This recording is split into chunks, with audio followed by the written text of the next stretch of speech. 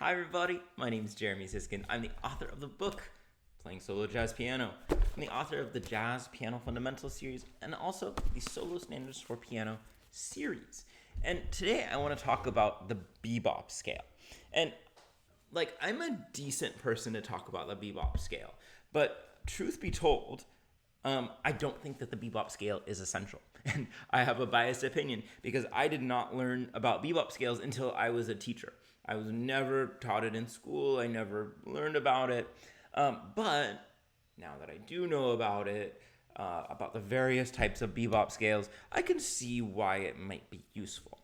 And, it's funny. I'm not making this comparison, but my experience is actually kind of analogous to the great bebop musicians who themselves had never heard of a bebop scale because it was invented later to kind of summarize what some of these bebop musicians were doing. So this is all to say the bebop scale, pretty interesting. We're going to talk about why and what to do with it, but not necessarily essential to becoming a great jazz musician or even a good one. So what is a bebop scale? Okay, so a bebop scale is a scale that takes one of the 7-note scales, one of the modes, one of our known scales, and adds an extra note to create an 8-note scale. For me, I think of that extra note as a passing tone. It goes in between two of the existing notes. And there's a couple of good reasons to do this. And let's take the C major bebop scale as an example here. You can see it at the top of my screen. It sounds like this.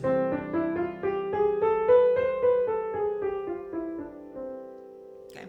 First reason to do this is because most music is in some variety of 4/4. It's in some kind of a symmetrical grouping. And so, looked at one way, it doesn't make that much sense to have scales that have 7 notes, like most of our scales and modes. In fact, that's maybe a little bit silly. And so in jazz, where we love this kind of passing tone chromatic sound, then it's nice we can have this scale that goes square to the bar.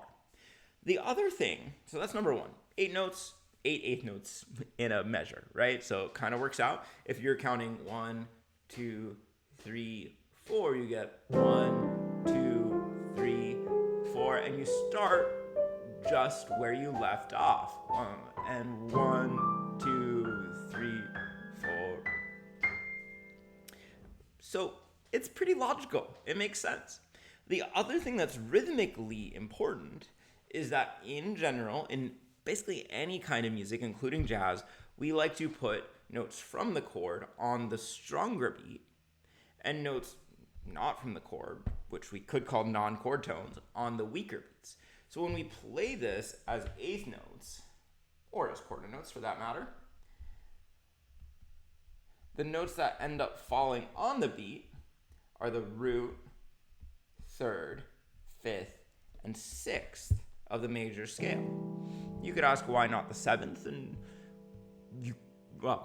one reason it's not going to work in the bebop scale is there's just a half step between the seventh and the root, so you can't put an extra note in there, right? It's physically impossible. But you could also argue that the sixth is more consonant than the seventh, which is, not the most harshly dissonant interval, but a dissonant interval. So these chord tones fall on the beat.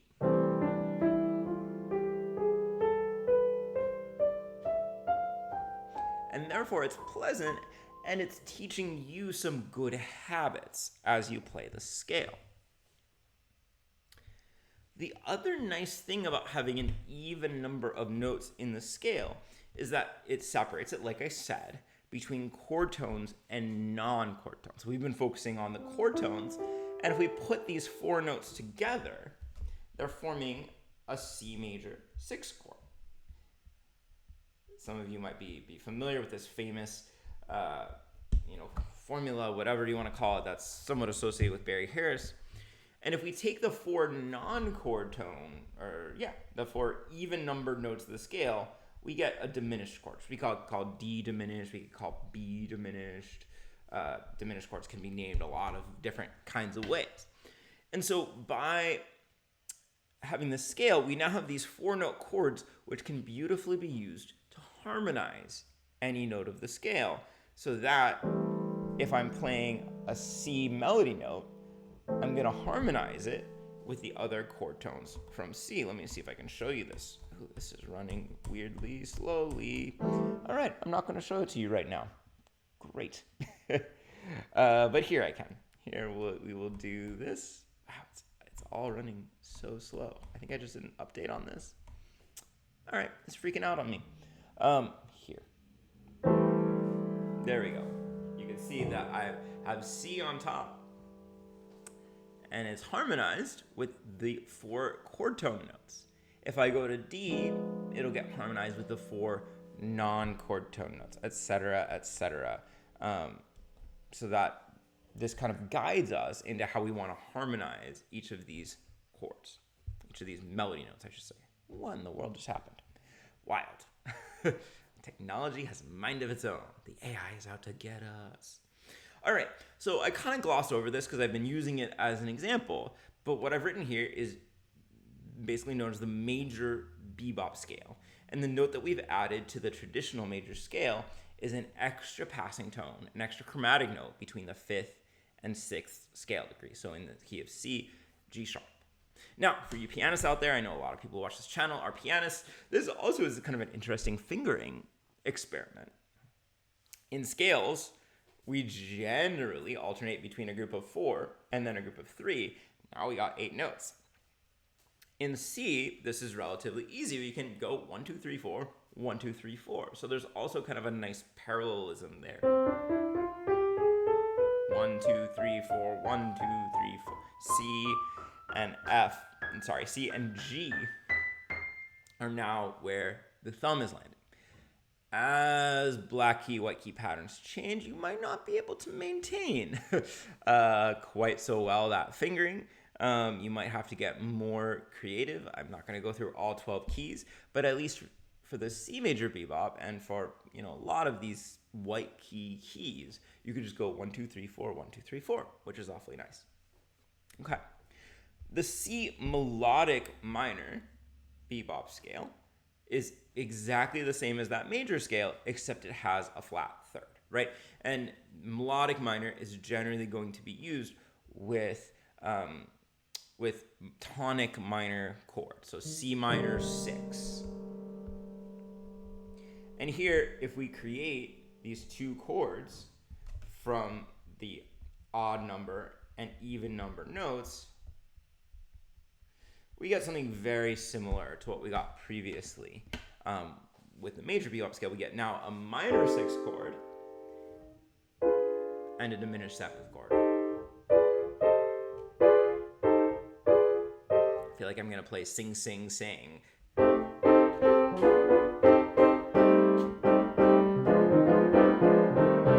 Right, I could use these kinds of chords to play something like that.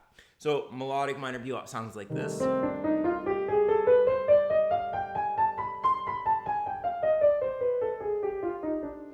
Pretty weird playing a scale 1, 2, 3, 4, 1, 2, 3, 4. We don't really get the chance to do that a heck of a lot. Now, for Mixolydian and for Dorian, the extra note, the added note, is not going to go between the 5th and the 6th scale degrees because we want to center the 7th as a chord tone here. It's really important in a Mixolydian scale, right? We're thinking about C7 as our chord that goes with Mixolydian, that we hear the 7th super clearly. Okay, so when we're thinking about the chord tones here, we're getting the root, the 3rd, the 5th, and the original 7th, and now our extra note is the very last note of that scale. So the scale sounds like...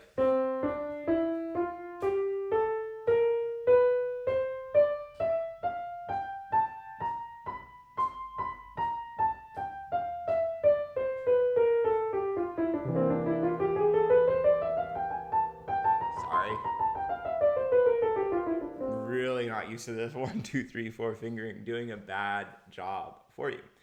And one thing that gets kind of interesting now is that now our middle chord is no longer a fully diminished chord. Now it's actually going to be a half diminished chord. So the equivalent of B half diminished, or we could think of it as D minor 6.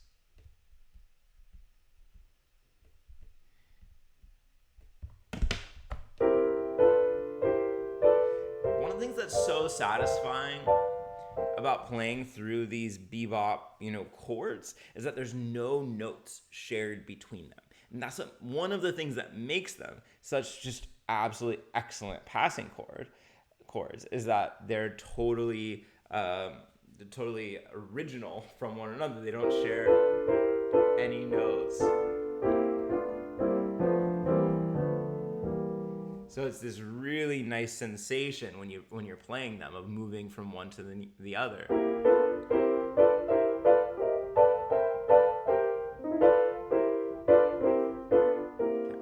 And this is basic for some of you, but I'm sure there's somebody out there thinking, how are you harmonizing all of these notes with these two chords, right? How would I just go up and down this scale? And the answer is inversions, right? When I'm playing any of these notes with the red accent mark, I'm playing these 4 notes, but I might put a different note on top and on bottom and in the middle, depending on which note I'm harmonizing. If I'm playing any of the notes with no accent marks, I'm going to go ahead and put a blue tenuto on them. Then I'm using an inversion of those 4 note pitches. I'm going to be using the pitches D, F, A, and B, but choosing the order based on whichever note is on top. And I've grouped these purposely into the major and melodic minor, and then the Mixolydian and Dorian, because the two pairings are similar. So the C Dorian bebop is also going to put its extra note at the very end of the scale. Sounds like this.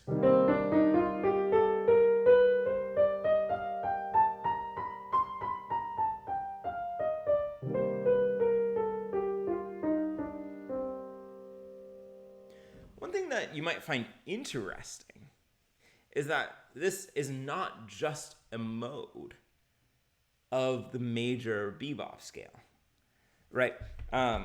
This is a little bit of a rabbit hole, you guys. So just bear with me, or don't tune this part off out. Fast forward through. But C Dorian is a mode of B flat major, and the B flat major bebop scale would have that extra note not between B flat and C, but between F and G. Right? So even though Dorian is a mode of major, it doesn't quite work that way with bebop scales.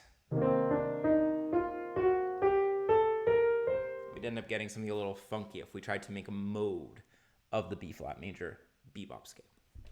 Okay, so the 2 chords that we would get taking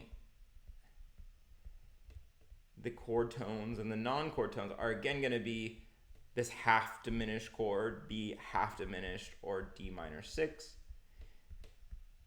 And now this time it's a minor 7th chord. So that if we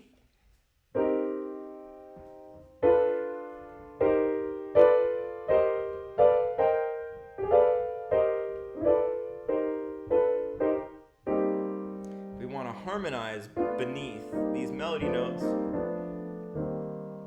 we can do it like that. Now, full disclosure, in this case, I think I prefer the sound in most settings of just using B diminished.